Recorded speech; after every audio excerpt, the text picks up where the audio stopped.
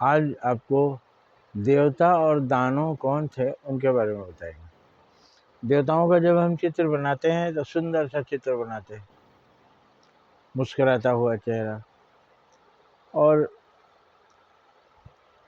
तरह तरह से उनको देवताओं के सिर के चारों ओर रोशनी दिखाई जाती है, जैसे उनके पीछे सूरज उगा हुआ। दैत्यों का चेहरा भयानक बनाया जाता है।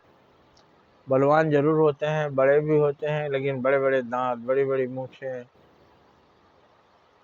बड़ी बड़ी आँखें। ये आँखों से प्यार से नहीं देखता, लोगों को घूरता है। इसके दांत बड़े बड़े हैं, मुस्कुराता नहीं है, कच्चा चबा जाना चाहता है। इसके सींगे हैं, देखिए ये लोगों को मारता है।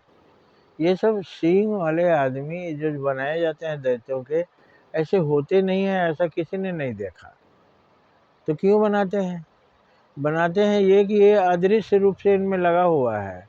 इनका स्वभाव है सींग मारना, इनका स्वभाव है लोगों को काट खाना, इनका स्वभाव है लोगों को गुस्से से देखना।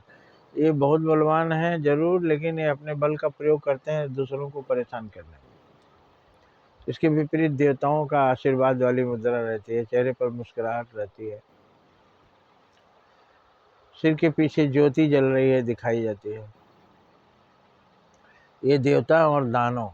अब दानव मरते हैं और देवता अमर होते हैं।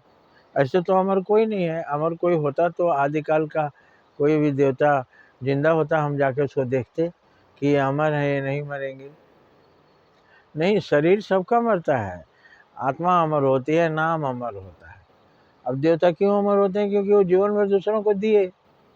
क्या दिए? सुख दिए। सूर्य ने हमेशा अपनी रोशनी से संसार को नवाजा है। उन्हीं के कारण फल फूल अन्न सब पैदा होते हैं। उनके कारण दुनिया इतनी सुंदर, वो अगर ना उगें तो अंधेरे में सब कुछ विलीन हो जाएगा, सब कुछ फ्रीज हो जाएगा, सारे संसार से जीवन का सर्वनाश हो जाएगा। तो सूरज है तो सब कुछ है, सूरज नहीं रहे तो कुछ भी नहीं। चंद्रमा अपनी चांदनी देते हैं, पवन के पास वायु है तो वो हमें ऑक्सीजन दे रहे हैं। जिसके पास जो है सभी देवता, 33 कोटि देवता का वर्णन है। अब गिनती तो कोई नहीं गिना पाएगा, आज तक हमने शास्त्रों में कहीं नहीं देखा, लेकिन इस संख्या का वर्णन है 33 कोटि देवता। इससे मतलब 33 कोटि ऐसे जरूर तत्व हैं जो हमें सेवा दे रहे हैं, इसलिए वो देवता हुआ। 84 लाख योनियां बताई गई, मैंने 84 लाख प्रकार के जीव हैं। मनुष्य योनि से मनुष्य पैदा होता है, पशु योनि में पशु पैदा होते हैं, पक्षियों की योनि से पक्षी पैदा होते हैं, मछली की योनि से मछली पैदा होती है। तो कुल 84 लाख योनियां हैं। ये भी संख्या बताई गई, मगर किसी ने आज तक गिनाया नहीं, गिना सकते भी नहीं, बस अनुमानित है। और वो भी सत्य है, ऐसा लोगों का पूरा विश्वास है। तो देवता क्यों अमर हो जाते हैं? क्योंकि देवता हमें जीवन भर दूसरों को सेवा देते हैं। और राक्षस क्यों मर जाते हैं? क्यों इनसे लोग डरते हैं? क्यों इनकी मंदिर नहीं बनती, इनकी मूर्ति नहीं बनती, इनकी पूजा नहीं होती? किसी ने राक्षस की पूजा नहीं की होगी, सब देवता की पूजा करते हैं। क्योंकि जो दूसरों को नुकसान पहुंचाया उसकी पूजा किस बात के लिए करें भाई? किसी को सम्मान मिलता है तो उसके अच्छे काम के लिए मिलता है ना। दैत्यों ने अच्छा काम किया नहीं, तो आप भी जब अच्छे काम करेंगे तो देवता माने जाएंगे, आपकी पूजा होगी, आराधना होगी, आपको सम्मान मिलेगा, आपको लोग देखकर प्रणाम करेंगे। जब सेवा करेंगे तब, जब लोगों को परेशान करेंगे, जब लोगों को तकलीफें देंगे तो आप दैत्य कहलाते हैं, कहलाएंगे। दैत्य की कभी पूजा नहीं होती। तो किन बातों से देवता बनते हैं? सेवा के बल पर। हमारे पास जो भी शक्ति है हम उससे सेवा करें।